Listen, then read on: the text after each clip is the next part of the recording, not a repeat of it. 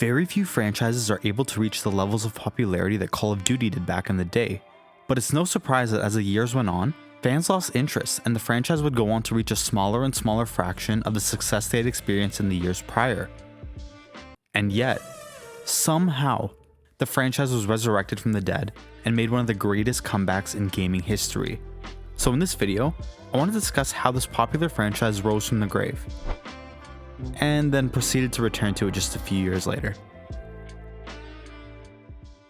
It's not an exaggeration to say that back in the day, Call of Duty multiplayer was an experience like no other. You really saw the franchise gain steam with COD 4, and I'd argue that it really hit its peak in the Modern Warfare 2 Black Ops 1 era. Now, depending on how old you are, you may have been able to experience the phenomenon that was Modern Warfare 2. I know the game gets memed a lot when people talk about it, like how, people today wouldn't last 5 minutes in a Modern Warfare 2 lobby, but you really had to be there during this era. Pussy. Yum, yum, yum, yum, yum, I eat dick all day. The franchise would ride off that high for several years, as Infinity Ward and Treyarch would take turns releasing new installments each and every year. For a lot of people, Infinity Ward games had the better campaign and multiplayer, whereas Treyarch was a fan favorite because of their zombies mode. At first, this was enough to make each game feel fresh, but as time went on, fans started to grow tired of the lack of innovation. It seemed like all the games followed the same cycle but never really solved any of the issues that fans were constantly complaining about. If you bought the newest Call of Duty, it was guaranteed that you'd be dealing with shitty spawns, unbalanced guns, and uninspired gameplay. And in parallel to these releases, we also saw the rise of several of COD's biggest competitors, games that were ushering in more innovation, like Battlefield, Destiny, and Titanfall. Now, the numbers don't really tell the full story. You might look at some of the sales numbers from back then and think otherwise, but I think most people would agree that Call of Duty Ghosts kicked off the downward trend for the series. Sure, games like Black Ops 3 were met with better reception, but the fact that it was sandwiched between two of the least popular releases definitely played a part in how it was received. It seemed like every year, COD was trying to incorporate a new gimmick to keep players coming back, whether it was an alien horde mode, exoskeleton suits, blackout mode, or worst of all, a remaster of COD 4's campaign. I mean, come on. And I know if you've seen any of my other videos, you'll know how much I hate remasters and remakes. Anyways, the point here is that Call of Duty continued to take the lazy approach. As more and more games came out, the franchise began to fade into irrelevance. Of course, you still had diehard fans purchasing the game year after year, but what was once a powerhouse in gaming, let alone first-person shooters, was now a shell of its former self. But hey, it was good while it lasted, right? With a little bit of luck, Call of Duty was somehow able to find the winning formula in 2019, with the release of Call of Duty Modern Warfare. And yeah, I said luck. Of course, there were some things that they did right, but there was a specific set of factors that all came together and contributed to the resurrection of the franchise. And I'm not joking, this was on some sugar spice, everything nice level of concoction. The first and most obvious factor was the nostalgia. At first, this seemed like a lazy play from Infinity Ward and Activision, and that's because it was.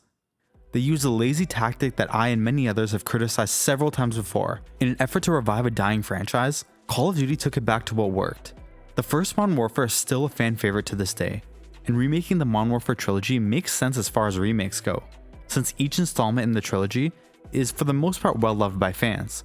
I guess a lot of people were ready for a good Call of Duty game to come out, and that leads me to the second factor. The game was actually good. Nobody thought they'd be saying how good Call of Duty was again.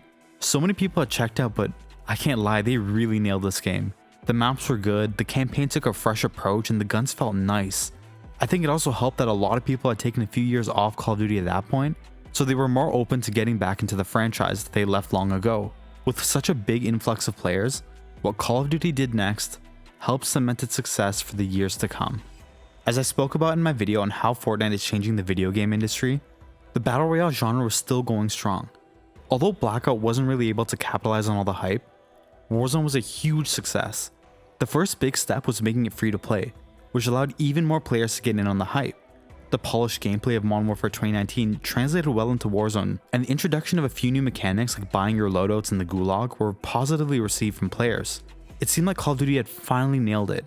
With all the boxes ticked, it seemed like things couldn't have gone better. Except they did. And that leaves us with the final contributing factor, the one that nobody saw coming. Big Rona undoubtedly played a big part in this game's popularity. Dropping in March of 2020, almost all of us were confined to our homes, which gave us some much needed time to game. And with Warzone being free to play, everyone was dropping in Verdansk. A lot of game companies saw success during the pandemic because of how much people spent time in front of their screens, and Call of Duty was able to capitalize on everything effectively. The franchise achieved what was otherwise thought to be impossible. Call of Duty was back. And so with the lessons they learned, with a much needed second chance, you think that COD would be able to continue their success by churning out high quality, fun games. And then you remember that we're talking about Activision. They say that history repeats itself, and of course Call of Duty would make the same mistakes that burned them in the past. As we discussed earlier, the franchise suffered from repetitive, unpolished gameplay. Whether it was the maps, the bad spawns, the gunplay, it seemed like all the newer installments made no effort to deal with these issues. But Activision was dead set on milking the franchise as best they could.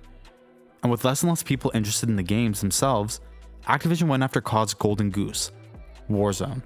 Although it followed the free-to-play model, Warzone was extremely successful and made Activision a ton of money. In an effort to make even more money, it's obvious they tried to take the Fortnite approach by introducing new cosmetics and operator skins that players could purchase using in-game currency. Now on the surface, this doesn't seem like a big deal. Sure, people were getting more and more annoyed about microtransactions, but it's not like they ruined the gameplay in any significant way.